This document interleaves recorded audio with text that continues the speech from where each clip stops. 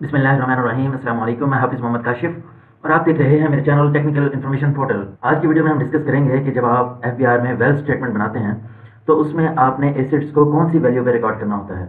क्या cost value पे उसे रिकॉर्ड करना होता है या मार्केट वैल्यू पे उसे रिकॉर्ड करना होता है। वीडियो स्टार्ट करने से पहले आपसे रिक्वेस्ट करूंगा कि अगर आपने अभी तक मेरे चैनल टेक्निकल इन्फॉर्मेशन पोर्टल को सब्सक्राइब नहीं किया, सब्सक्राइब कर लें ताकि मेरी आने वाली तमाम वीडियोस आपको बर वक्त मिलती रहें। फ्रेंड्स, आज हम देखेंगे कि वेल्थ स्टेटमेंट में इंटरनेशनल अकाउंटिंग स्टैंडर्ड्स क्या कहते हैं और एफबीआर क्या कहता है हमें कि आप किस वैल्यू पर एसेट्स को रिकॉर्ड करें। और साथ ही साथ हम ये भी देखेंगे कि एसेट्स होते कौन कौन से हैं, उनके कुछ नाम हम देखेंगे, कॉमन नेम जो होंगे, ताकि जो आम लोग हैं उन्हें पता चल जाए। उन्हें कन्फ्यूजन होती है कि कैश हमारे पास एसेट है या क्या चीज़ है, बैंक बैलेंस एसेट्स है, एसेट्स कौन कौन से होते हैं। तो अमूमी तौर पर जो नाम यूज़ होते हैं उनको हम डिस्कस कर लेते हैं। एसेट्स के एग्जाम्पल देख लेते हैं।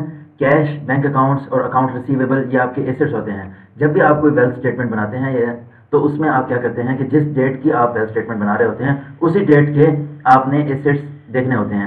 यानी कि अगर आप 30 जून की वेल्थ स्टेटमेंट बना रहे हैं तो पूरे साल का नहीं बल्कि 30 जून की डेट का देखेंगे कि कैश कितना बचा हुआ था, उस डेट में बैंक अकाउंट्स में कितना बैलेंस था, उस डेट को आपने कितने लोगों से कितने पैसे लेने थे। अब उस डेट को हमने ये भी देखना है, गोल्ड या प्रीसियस पोजेशंस जो हैं हमारे एसेट्स हैं, ये भी एसेट्स की टाइप्स हैं, ये भी उसी डेट को देखना है कि गोल्ड जो है हमारा जिस डेट की वेल्थ स्टेटमेंट बना रहे हैं उस डेट को कितना था। मोटर व्हीकल भी हमारा एसेट्स है। इन्वेस्टमेंट, वो भी लास्ट डेट की देखनी है कि आपकी टोटल इन्वेस्टमेंट कितनी थी। इसमें प्रॉफिट की मैं बात नहीं कर रहा। प्रॉफिट अगर आपको मिल चुका है तो वो भी आपके पास पड़ा है या री इन्वेस्ट कर दिया है, तो जिस डेट को आप बना रहे हैं वेल्थ स्टेटमेंट उस डेट को देखना है कि टोटल इन्वेस्टमेंट आपकी कितनी हुई पड़ी है। 30 जून की बना रहे हैं तो 30 जून को देखेंगे आपकी टोटल इन्वेस्टमेंट कितनी है, वो बैलेंस आप यहाँ पर लिखेंगे। इस तरह बैंक बैलेंसेस हैं तो वो भी आपने लास्ट डेट के देखने हैं। Property, plant, machinery, animals, personal items जैसे laptop, mobile, house hold items जैसे फर्नीचर, एसी है, सोलर सिस्टम आपने लगाया है, ये हमारे सारे एसेट्स हैं। अब एसेट्स को रिकॉर्ड हम कौन सी वैल्यू पर करेंगे? कॉस्ट वैल्यू पे एसेट्स को रिकॉर्ड करेंगे और ये देखेंगे कि कॉस्ट वैल्यू पर क्यों रिकॉर्ड करेंगे। सबसे पहले इनकम वैल्यूएशन आती है। हम ये देखते हैं कि हमारी इनकम कितनी है। एफबीआर भी ये जज कर रहा होता है कि आपकी इनकम कितनी है और कहाँ कहाँ आपने उसको खर्च किया है। मैं एक एग्जांपल लेता हूँ कि मेरी 10 लाख इनकम है, उससे मैंने ये मोटर व्हीकल परचेज कर लिया है यूज वाली। अब मैंने एक साल में अपनी वेल्थ स्टेटमेंट एफबीआर को जमा करवाई कि 10 लाख मेरी इनकम थी, वो मैंने मोटर व्हीकल परचेज कर ली।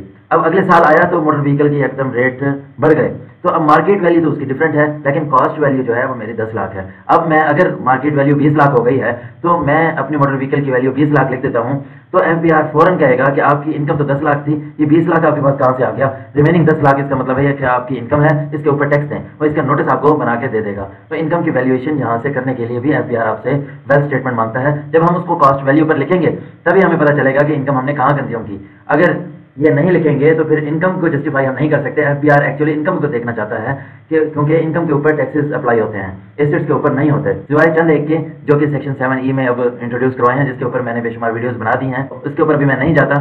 बहरहाल कॉमन बात यह है कि आपके एसेट्स के ऊपर टैक्सेस नहीं होते, इनकम के ऊपर होते हैं। लेकिन एफबीआर ये देखता है कि आपने इनकम कहाँ की है और ये देखता है कि आपने मोटर व्हीकल की सिर्फ बात की है कि 10 लाख इनकम थी, 10 लाख मोटर व्हीकल परचेज कर लिया है। अब एफबीआर के पास प्रॉपर्टी का डाटा अगर आ रहा है तो एफबीआर कहता है कि अच्छा आपने तो वो मोटर व्हीकल परचेज कर ली, मेरे रिकॉर्ड में ये आ रहा है कि इस साल आपने प्रॉपर्टी भी ली है, वो किन पैसों से ली है, इसलिए एसेट्स डिमांड करता है। अच्छा, बिजनेस वैल्यूएशन होती है।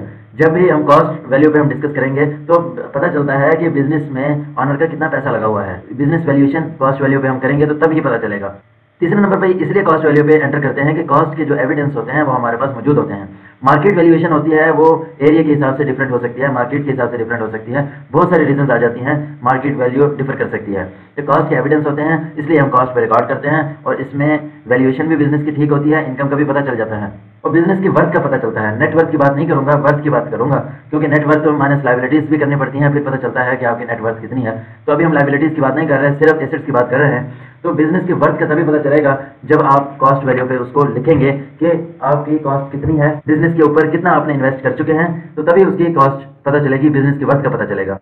कैपिटल गेन की कैलकुलेशन तभी आप कर सकते हैं जब आपको कॉस्ट वैल्यू का पता होगा, अदरवाइज आप कैपिटल गेन से इतना नहीं निकाल सकते। फॉर एग्जांपल एक प्रॉपर्टी है 10 लाख की मैंने ली है, अब उसकी कॉस्ट वैल्यू लिखूंगा तो मुझे पता चलेगा, वो रिकॉर्डेड भी होगी, उसके डॉक्यूमेंट्स भी होंगे, कॉस्ट वैल्यू मैंने यहाँ पर लिख दी। अब जब मैं सेल करूंगा, सेल वैल्यू भी डॉक्यूमेंटेड होती है, उसकी वैल्यू भी आ जाएगी, सेल माइनस कॉस्ट करूंगा तो कैपिटल गेन हमारे पास आ जाएगा। तो एफबीआर क्या करता है, आपके रिटर्न से चेक कर लेता है कि कॉस्ट कितनी थी। जब आप सेल करते हैं उसके डॉक्यूमेंट्स भी डिमांड कर लेता है, डॉक्यूमेंटेड होती हैं ये दोनों चीज़ें, तो उससे आप कैपिटल गेन निकाल लेते हैं और उसके ऊपर टैक्स की कैलकुलेशन होती है। तो ये एक ओवरव्यू था कि एफबीआर क्यों आपसे कॉस्ट डिमांड करता है।